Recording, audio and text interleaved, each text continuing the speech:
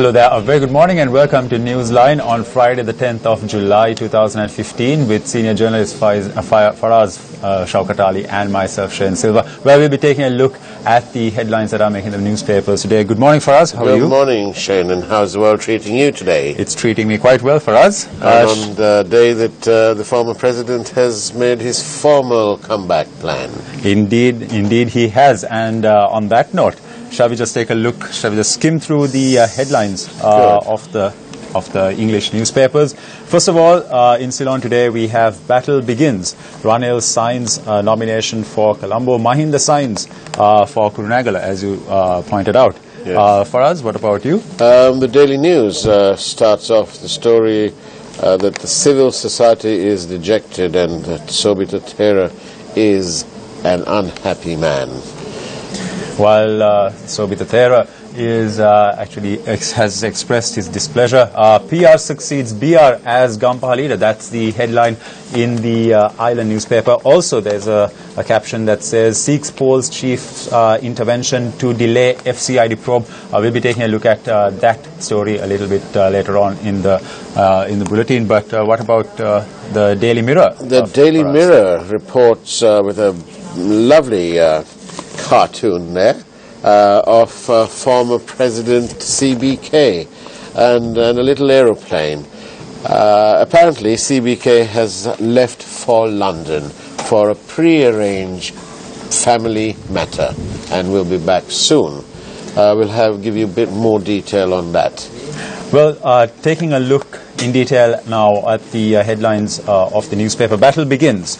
Faraz, yesterday we were talking about the former president Mahinda Rajapaksa moving away from his comfort zone, if one may refer to it, of Hambantota and going into the heartland of Kurunegala. Now this more or less confirms that the former president will in fact be contesting from the Kurunegala electorate. Faraz, what are your thoughts on this?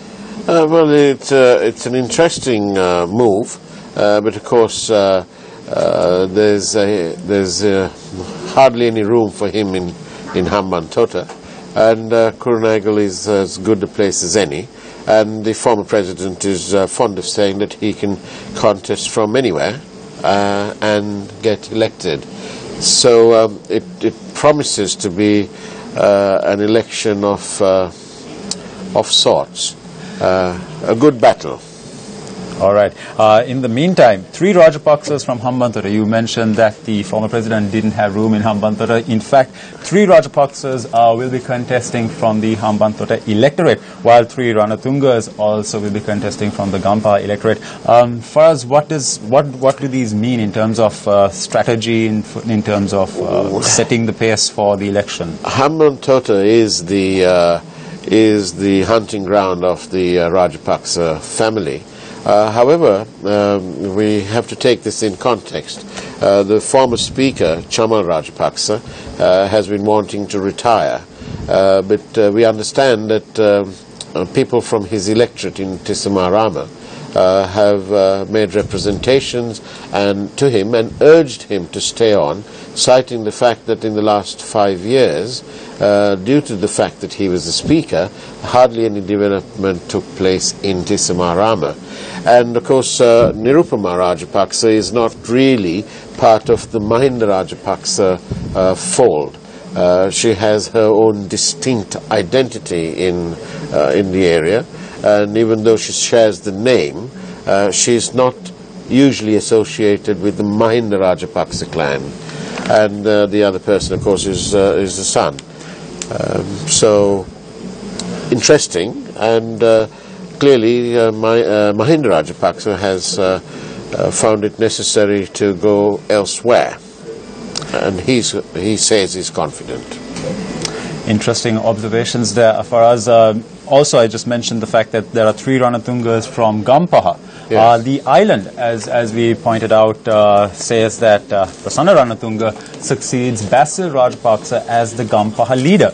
Now, actually Priscilla Ranatunga has in fact requested the polls chief to intervene to delay, or rather Elections Commissioner Mahinda Deshapriya has requested IGP N.K. Ilangakun to refrain from questioning Western Province Chief Minister Priscilla Ranatunga during the nomination period regarding an ongoing investigation undertaken by the Financial Crimes Investigation Division. For us, can the Elections Commissioner, does he have the mandate to make a request of this nature to the IGP?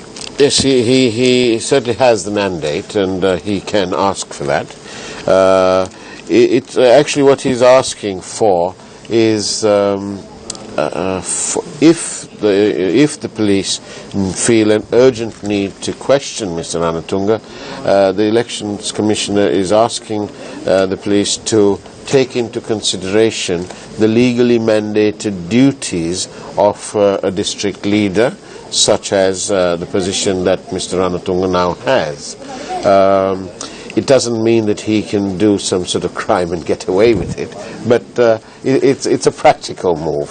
And the police have been told that if you have an urgent need, but please bear in mind that Mr. Ranatunga also has some legally mandated duties as the district leader. He has to sign nomination papers and so on and so forth. So they are asking the police to be understanding of that requirement as well. Right.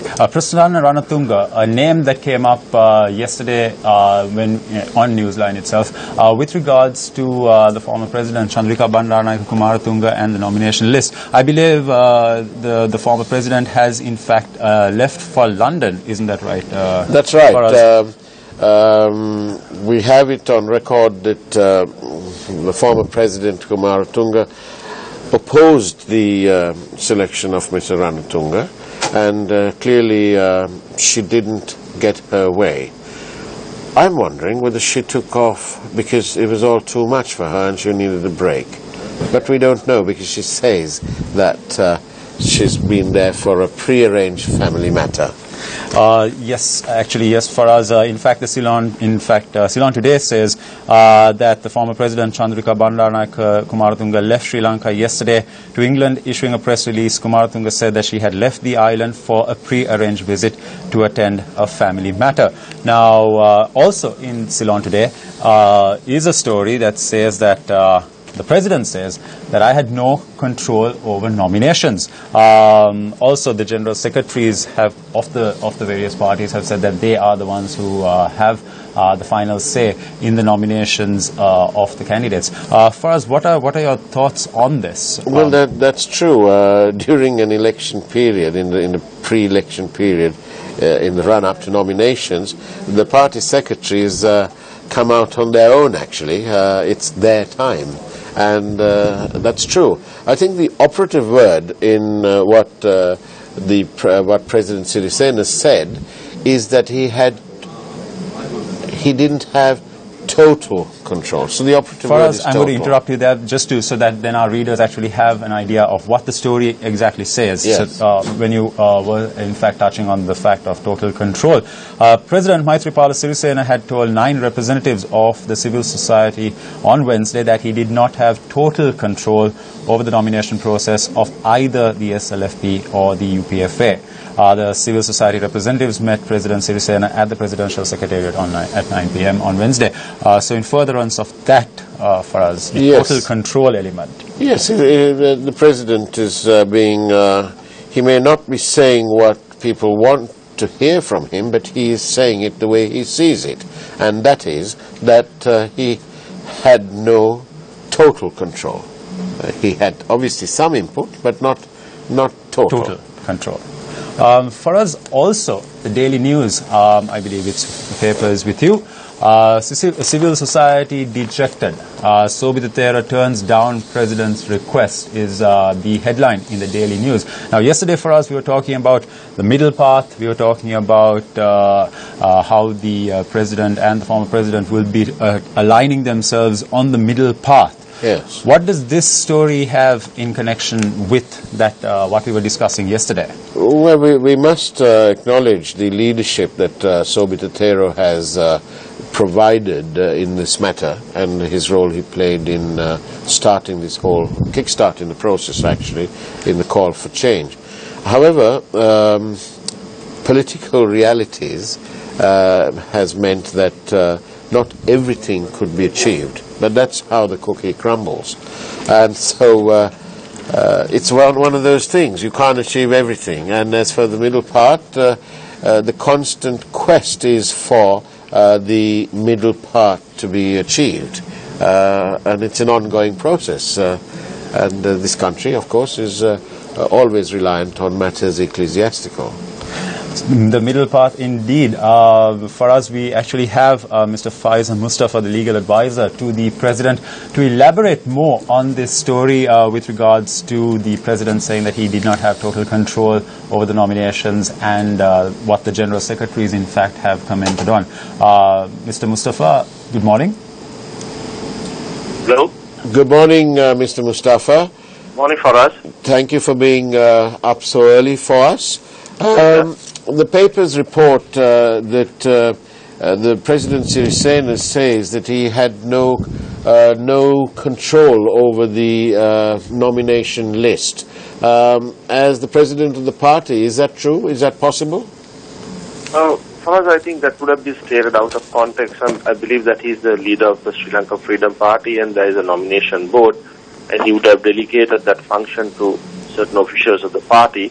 And I mean, it would have been taken out of context because there would have not been any personal involvement, but I'm sure His Excellency the President would oversee the nomination because he being the leader of the UPFA and the SLFP, there's a great responsibility cast upon him. I think, to be fair, I omitted a word. He said that he didn't have total control. Sorry, yes, sir? The President is reported as having said that he didn't have total control.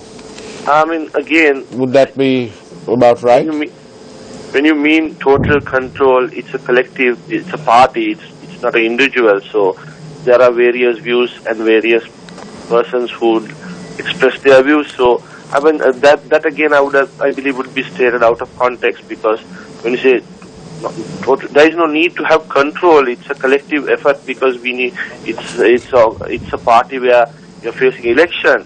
Then again, I think it's more playing with words by saying that he did not have total control, because when you are the captain of the ship, you have control. Indeed.